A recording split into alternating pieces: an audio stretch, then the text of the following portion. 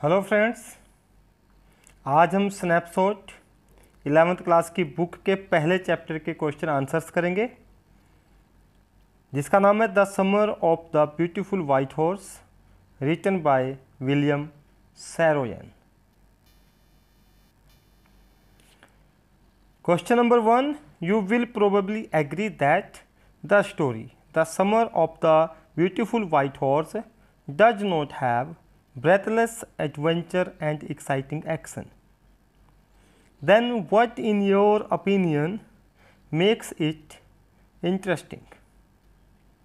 Writer कहता है कि आप इस बात से बिल्कुल सहमत होंगे, जो ये कहानी है उसमें कोई ऐसा एडवेंचर या एक्साइटिंग एक्शन नहीं है।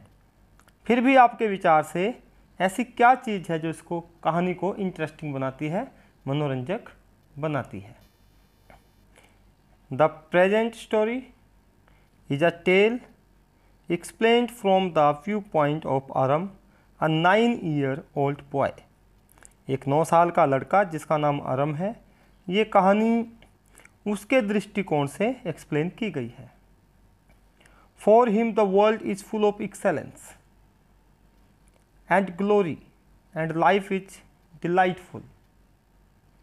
इस बच्चे के लिए ये दुनिया एक्सेलेंस और ग्लोरी से भरी हुई है और लाइफ भी डिलाइटफुल है, खुशनुमा है।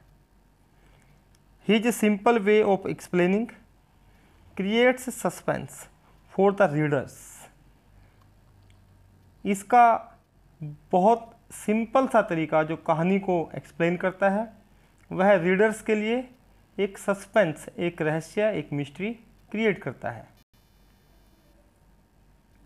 एंड मेक्स इट इंटरेस्टिंग, और इसको इंटरेस्टिंग बनाता है। Murad's over confidence and Khosrove's crazy streak also make the story interesting. एक तो इसमें कैरेक्टर है मुराद, जो हमेशा ये कहता रहता है कि I have the way with horse's, with farmers, with dogs, उसका ओवर कॉन्फिडेंस। और खुसरोव की एक बात, जब वह किसी भी व्यक्ति के कहने से नाराज़ हो जाता है, कोई भी उसे कोई बात बताता है, तो खुसरो हमेशा एक ही बात कहता है, it is no harm, pay no attention to it. तो ये सब बातें इस कहानी को इंटरेस्टिंग बनाती हैं। Second question, did Aram and Murad return the horse because they were conscience stricken और बिकॉज दे वर अफ्रेड। आरम और मुराद घोड़े को क्यों वापस करते हैं? क्या उनकी आत्मा, क्या उनकी चेतना ऐसा कहती है, या वे डरे हुए हैं? तो आपने इसका रीजन देना है। The boys did not think that they had done anything wrong by stealing the horse. दोनों लड़के ये सोचते हैं कि उन्होंने कुछ गलत नहीं किया है। अगर उन्होंने घोड़े को चुरा लिया है तो ये चुरा करके उन्होंने कोई भी गलत काम नहीं किया है। They thought that it couldn't be a theft until they sold it. उनका ये मानना है कि यह चोरी तब तक नहीं हो सकती जब तक कि वह इस घोड़े को बेच ना दें। But when John Byro was looking for his lost horse they decided to return it. पर जब उनको पता चलता है कि जॉन बायरो अपने घोड़े को खोज रहा है, तब वे इसको वापस करने के बारे में डिसीजन लेते हैं कि हम इसे अब वापस कर देंगे। दो जॉन बायरो रिकॉग्नाइज्ड हिज हॉर्स। यद्यपि जॉन बायरो अपने घोड़े को पहचान लेता है, बट ही न्यू दैट, लेकिन उसे पता है the boys belong to the Garoghlanian tribe, कि ये दोनों बच्चे गैरोग्लेनियन ट्राइब से बिलोंग करते हैं। सो ही डिडंट ब्लेम दैम, इसलिए वह उनके ऊपर कोई भी ब्लेम नहीं करता कि यह घोड़ा उसका है, क्योंकि उसे पता है कि जो गैरोग्लेनियन ट्राइब है वो अपनी ऑनेस्टी के लिए फेमस है। At this the conscience of the two boys stuck them and they returned the horse. जब वह उनको ब्लेम नहीं करता केवल इस वजह से कि उनकी फैमिली बहुत ऑनेस्ट है, इस बात से उन दोनों बच्चों की आत्मा जागती है, उनको कचोटती है, उनको स्टक करती है और वे घोड़े को वापस कर देते हैं। I couldn't believe what I सा, जो मैंने देखा है मैं उस पर विश्वास नहीं कर सकता। Says the narrator, what was so unbelievable and why. Narrator ये कहता है कि उसने जो देखा है वह उस पर विश्वास नहीं कर सकता। तो उसने ऐसा क्या देख लिया कि जो अनबिलीवेबल था और क्यों। द नरेटर मतलब अरम, क्योंकि अरम ही इस कहानी को नरेट करता है। The narrator saw his cousin Mourad sitting on a beautiful white horse. Narrator अपने भाई, अपने चचेरे भाई, अपने कजिन मुराद को एक बहुत ही सुंदर सफ़ेद घोड़े पर बैठे हुए देखता है। इट वॉज अनबिलीवेबल, यही चीज़ अनबिलीवेबल थी, इसी पर विश्वास नहीं किया जा सकता था। Because they belong to poor families, क्योंकि वे तो गरीब परिवारों से संबंध रखते थे। And buying such a beautiful horse was beyond their means, और इस प्रकार के बहुत सुंदर घोड़े को खरीदना उनके संसाधनों के बाहर था, अर्थात उनके बस में ये बात नहीं थी कि वे इतना सुंदर घोड़ा खरीद सकें। इसलिए यही बात आरम के लिए, नरेटर के लिए अनबिलीवेबल थी। हु वर आरम एंड मुराद, आरम और मुराद कौन थे। आरम एंड मुराद वर कजिन्स, दोनों चचेरे भाई थे। आरम वॉज 9 ईयर ओल्ड, आरम 9 साल का था। वाइल मुराद वॉज 13, और मुराद 13 साल का था। They belonged to the Garoghlanian tribe, और वे गैरोग्लेनियन ट्राइब से बिलोंग करते थे। Which tribe did Aram and his cousin Murad belong to. Aram और उसका कजिन मुराद किस ट्राइब से, किस जाति से बिलोंग करते थे। What was there tribe known for, और उनकी ट्राइब किस लिए जानी जाती थी। क्या ऐसी एक विशेष चीज़ थी जिससे कि हमें पता चलता है कि उनकी ट्राइब बहुत ही फेमस थी। Aram and Murad belonged to Garoghlanian family, Aram और मुराद दोनों गैरोग्लेनियन फैमिली से बिलोंग करते थे। This tribe was extremely poor, ये ट्राइब बहुत ही ज़्यादा गरीब होती है। Yet the families of this tribe was famous for their honesty, गरीब होने के बावजूद भी इनके परिवार, इस जाति के जितने भी परिवार हैं वे सब अपनी ऑनेस्टी के लिए फेमस हैं, अर्थात वे बहुत ईमानदार हैं। No member of the tribe could ever think of stealing, कोई भी मेंबर इस जाति का चोरी करने के बारे में तो सोच भी नहीं सकता। What did people say about Murad, Murad के बारे में लोग क्या कहते हैं। Who had he inherited the weakness from, ऐसा कौन है जिससे उसे ये कमजोरियाँ इनहेरिट हुई हैं, विरासत में मिली हैं। लोग ऐसा सोचते हैं कि उसकी कुछ कमजोरियां हैं जो उसे विरासत में मिली हैं। वे कमजोरियां उसे किससे विरासत में मिली हैं, यही क्वेश्चन है। पीपल थॉट मुराद क्रेजी, लोग मुराद को क्रेजी सोचते हैं कि ये तो सन की है। He had a crazy streak, उसके पास एक क्रेजी स्ट्रीक थी, उसमें एक क्रेजीपन था, एक सनकीपन था।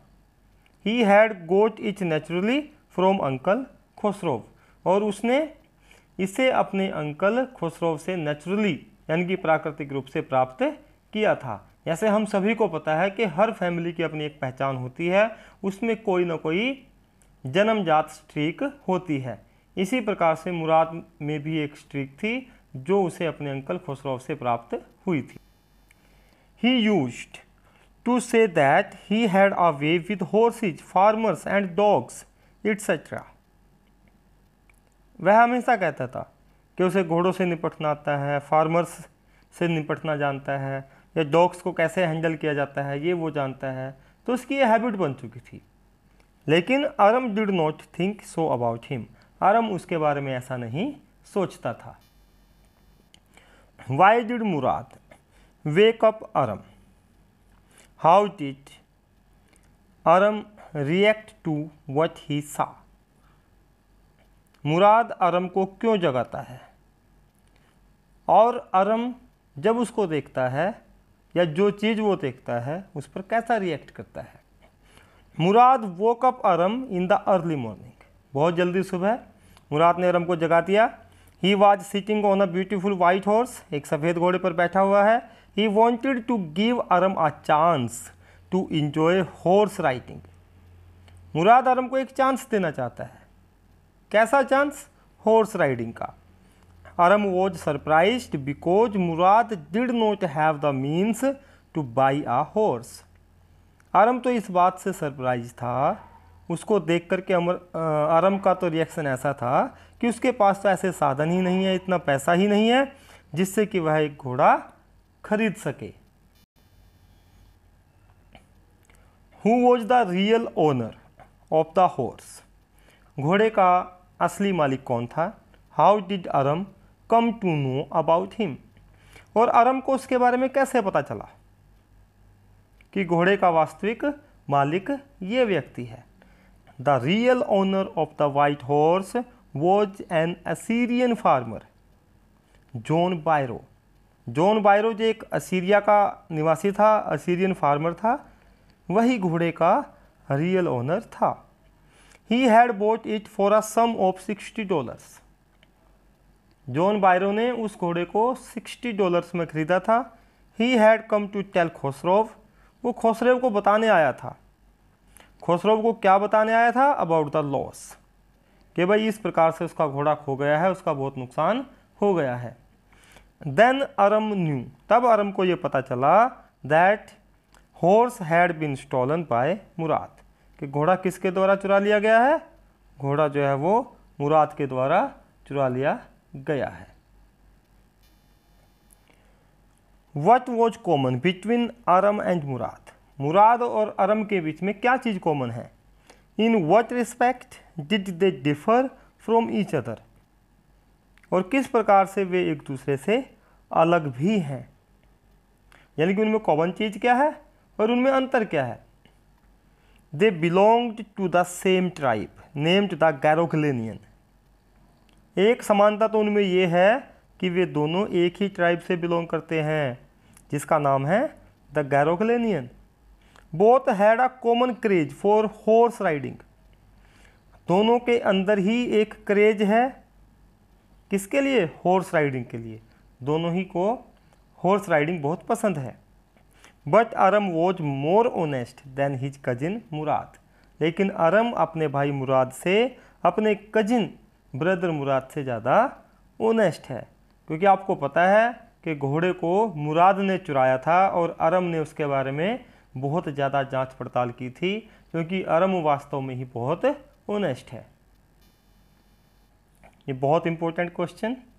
Who was uncle Khosrove, uncle Khosrove कौन था। What were some qualities of his character, उसके कैरेक्टर की कुछ क्वालिटीज़ हैं, वे क्या क्या हैं। तो आइए देखते हैं। Uncle Khosrove was a crazy person, एक बहुत ही क्रेजी पर्सन था। He was a big man with a powerful head और ब्लैक हेयर, काले बाल और बहुत ही उसका पावरफुल हेड, उसका दिमाग बहुत ही पावरफुल माना जाता है और वह बहुत बड़ा आदमी है। He had the largest moustache in the whole valley, उस पूरी घाटी में सबसे बड़ी मूछें उसी की हैं। ही वॉज शॉर्ट टेम्पर्ड, जल्दी ही गुस्सा हो जाता है। एंड इम्पेशेंट बाय नेचर, और उसकी नेचर कैसी है कि वह बहुत ज़्यादा इम्पेशेंट है, उसमें धैर्य नहीं है। He had a crazy streak of saying, उसके अंदर एक सनक है, वो एक सेंटेंस बार बार बोलता रहता है। इट इज़ नो हार्म, कोई नुकसान की बात नहीं है। पे नो अटेंशन टू इट, इस तरफ कोई ध्यान मत दो।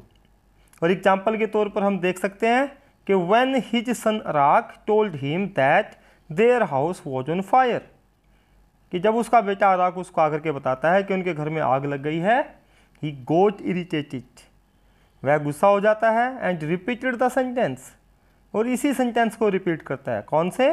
It is no harm, pay no attention to it. आगे देखिए। He also wrote the same, यही सेम सेंटेंस उसने बोला when John Byro told about his stolen horse, जब जॉन बायरो ने अपने चोरी हुए घोड़े के बारे में उसे बताया, तो खुसरो ने दोबारा फिर उसको भी यही सेंटेंस कहा कि it is no harm, pay no attention to it, and what is the loss of a horse, और एक घोड़े का लॉस ही क्या लॉस होता है। Thus we can say that uncle Khosrove was really a crazy person, इस प्रकार से हम कह सकते हैं कि अंकल खुसरो वास्तव में ही एक क्रेजी पर्सन है। What change did John Byro notice in his horse after he was returned to him? जब जॉन बायरो का घोड़ा उसे वापस मिल गया तो जॉन बायरो ने अपने घोड़े में क्या चेंज नोटिस किया। He was happy to find his horse back. John Byro बहुत खुश था अपने घोड़े को वापस पा करके। He noticed that, उसने क्या नोटिस किया, His horse had become stronger than before, कि उसका घोड़ा पहले से ज़्यादा स्ट्रोंगर हो गया है, पहले से ज़्यादा ताकतवर हो गया है। Bring out the significance of the horse in the story the summer of the beautiful white horse, इस कहानी में घोड़े का क्या महत्व है, हॉर्स ने किस प्रकार से अपनी भूमिका अदा की है। The horse is the central and passive character of the story, horse इस कहानी का सेंट्रल कैरेक्टर है और पैसिव कैरेक्टर भी है, घोड़ा करता कुछ नहीं है पर उसकी वजह से सब कुछ हमें पता चलता है कि किस प्रकार से ये ट्राइब ऑनेस्ट है, किस प्रकार से अरम और मुराद दोनों के कैरेक्टर एक्सप्लेन किए जाते हैं, तो ये सब बातें उसी से हमें पता चलती हैं। खुसरो के बारे में भी हमें तभी पता चलता है कि उसकी किस प्रकार की आदत है, तो इसलिए घोड़ा इसमें एक सेंट्रल और पैसिव कैरेक्टर है। It highlights the differences between the two cousins, दो भाइयों के बीच में अगर डिफरेंस हमें पता चलता है तो वह केवल घोड़े की वजह से पता चलता है। It provides the excitement to the readers, और यह रीडर्स को भी एक्साइटमेंट प्रदान करता है कि अब आगे क्या होगा।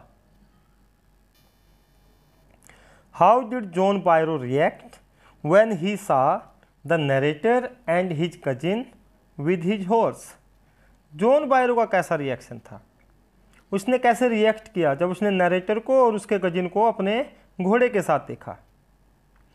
John Byro recognized his horse and examined it thoroughly, John Byro ने अपने घोड़े को पहचान लिया और इसको पूरी तरह से एग्जामिन किया।